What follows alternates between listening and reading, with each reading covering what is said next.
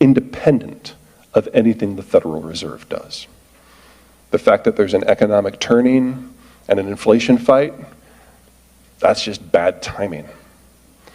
They're also the single largest worker group we've ever had, and on average they retire right now.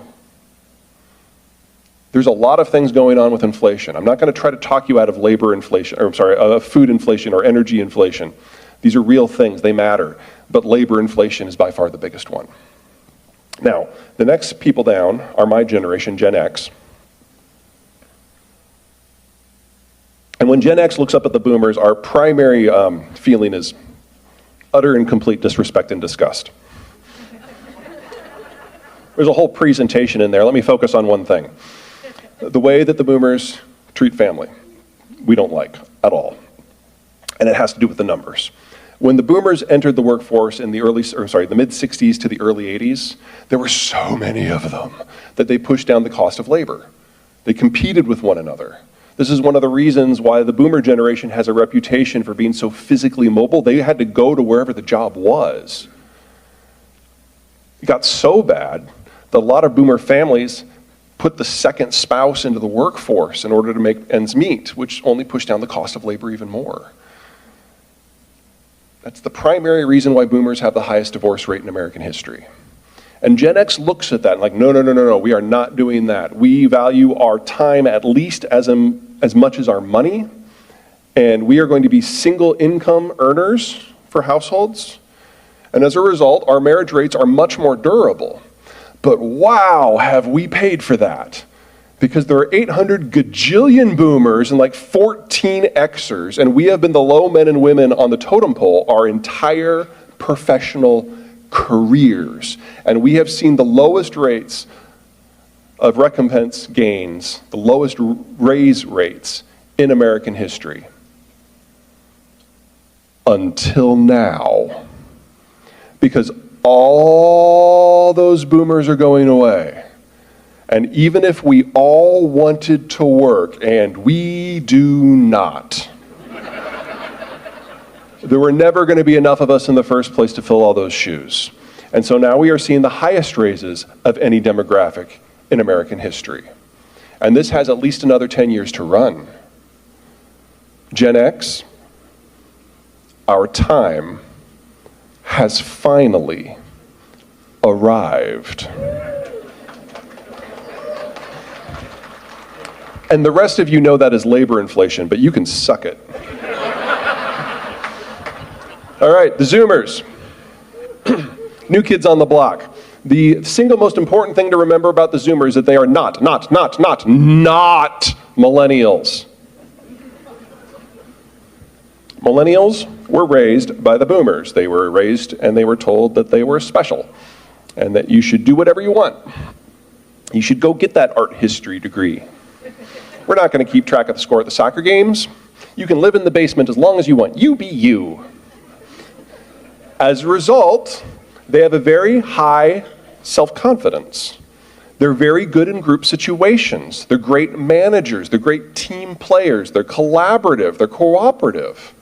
All positive points that are backed up by the data very firmly. These are not Zoomers. Zoomers were raised by this guy's generation. We told them that you will never have Medicare, Medicaid, or Social Security because the boomers are going to suck that dry. You can't rely on anyone. You've got to be better. Not better than the millennials, that's easy. Better than everyone. You've got to work hard, you've got to sacrifice, and you have to realize that the world is going to do you no favors. So, to that end, we're going to keep track of the score at the soccer game. We're going to write it down in this little book. We're going to read it to you every night. Your backup college is going to be Harvard. And when you turn 17 and a half, get the hell out of my house. They're hardworking, almost pathologically so. They're loyal. They're creative, but they're antisocial. They don't trust anyone. They do not work well with others. And their dream job is to work coding in the dark in a closet that locks from the inside. They never want to meet you. They're also the smallest generation we've ever had. Between the large boomers leaving and the small zoomers coming in, we have a shortage this calendar year of 400,000 workers nationally. And we know what the inflow and the outflow from the labor market is because they're all here already. It's going to increase that shortage every year for the next 12 until it peaks in 2030-40 at an annual shortage of about 900,000. It's hardwired in. Now, there's the millennials. We've talked about some of the positive attributes. It's only fair to cover some of the negative. Narcissistic, self-absorbed, arrogant, needy, still live at home, show up to work at the crack of Tuesday at noon for their first hour of work. Yeah, the data supports this too. Really does, for half of them. The other half have always done everything that we expected. I phrased that wrong. I didn't phrase that fairly. The other half have always done everything that we have always demanded. They graduated from college a semester early. They didn't go to Europe for a decade to find themselves. They went straight into the workforce. And because of it, they got screwed. When the financial crisis hit in 2008, they were the last ones in the door, so they were first ones kicked out. Whether it's because the millennials did everything right or everything wrong, they missed out on 5 years on average of work experience in their 20s. Formative years they will never recover. They will always be behind. They are the least skilled worker cadre we have ever had for their age bracket.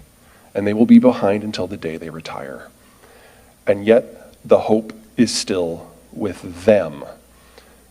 Because they're a large generation. A large generation generates a large generation. The boomers generated, the millennials will generate whatever comes next. Which means, in 10 years, when the millennials are entering their 50s and having their midlife crises, I can't wait for that, they will enter that investment-rich cadre that my generation cannot be because there aren't enough of us. And capital costs will start coming down finally. But more importantly, when their kids grow up, large generation generates a large generation. When those kids grow up, get trained into the workforce in the 2040s, we will finally get back to a labor structure that looks like what we remember from 2019. All we have to do is wait 20 years. This will fix itself. So if you're going to take any advice from me today, hire and borrow, hire and borrow, hire and borrow, hire and borrow, hire and borrow. The hiring situation is the best it will be for 20 years. The financial system is the cheapest it will be for 10. Do it now. Don't wait 3 months or 6 months or 9 months or 90 months. You have a decade or more to wait before conditions normalize. And it's so much worse everywhere else. Here are our millennials, the people who will save us all. But wow, check out Japan and Germany. These are countries that have terminal demographic structures in the 80s.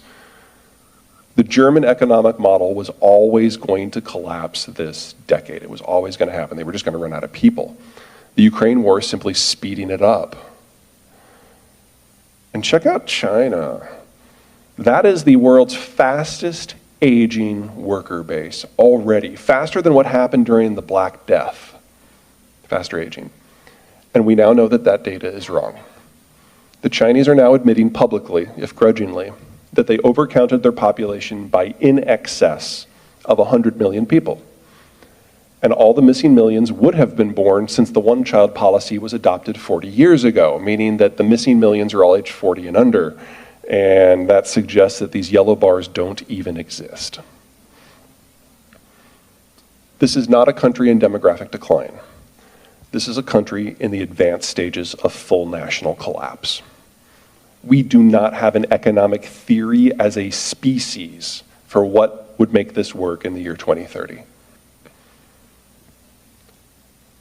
They're almost gone, folks. Don't count on China for anything.